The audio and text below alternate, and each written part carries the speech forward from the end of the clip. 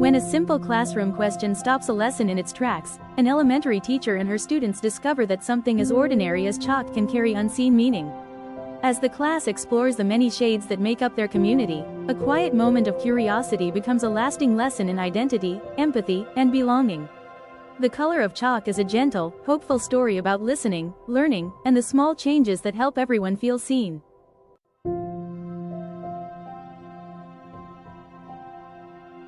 The chalk snapped softly as Ms. Elena Brooks wrote the day's lesson across the board.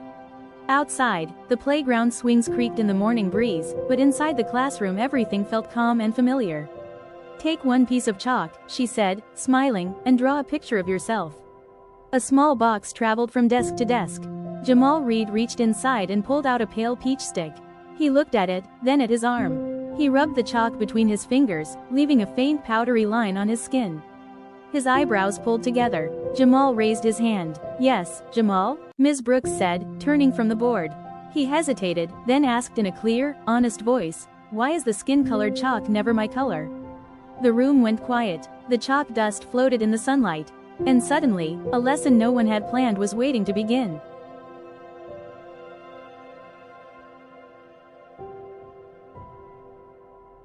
Ms. Brooks felt the pause stretch longer than it should. She glanced at the chalk tray. How many times had she called that color, skin-colored, without thinking? Some students shifted in their seats. One girl looked at her own arm.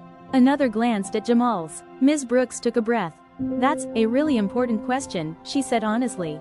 She knelt beside Jamal's desk. "What color do you think your skin is?" Jamal smiled a little. "Like cocoa. Or maybe toasted bread." Ms. Brooks smiled too, though her eyes felt tight. "That sounds right to me."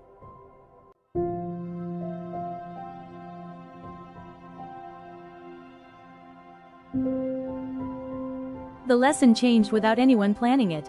Ms. Brooks held up the box of chalk. "What if," she said, "there isn't just one skin color?" Hands shot up. Caramel, sand, dark chocolate, peaches, coffee with milk. Soon the board filled with faces, light, dark, golden, rosy, deep brown, each different, each carefully drawn. Ms. Brooks erased the words skin-colored from the chalkboard and wrote something new, many shades. "All human." Jamal leaned back in his chair, satisfied.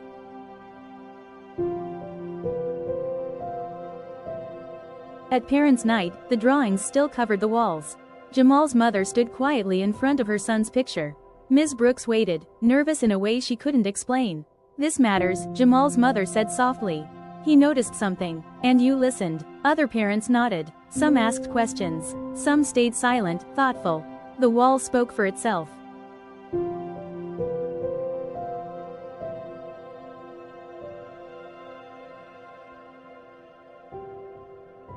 The next week, the chalk tray changed.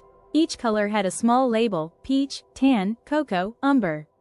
No one said skin-colored anymore. Instead, the children said, "This looks like me," or "This looks like my dad," or "This one's close, but not quite." Words grew more careful. So did listening.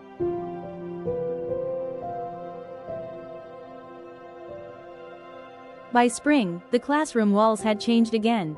New art replaced the old, but something unseen remained. When a new student asked which crayon was skin-colored, Jamal answered before Ms. Brooks could. "There isn't one," he said kindly.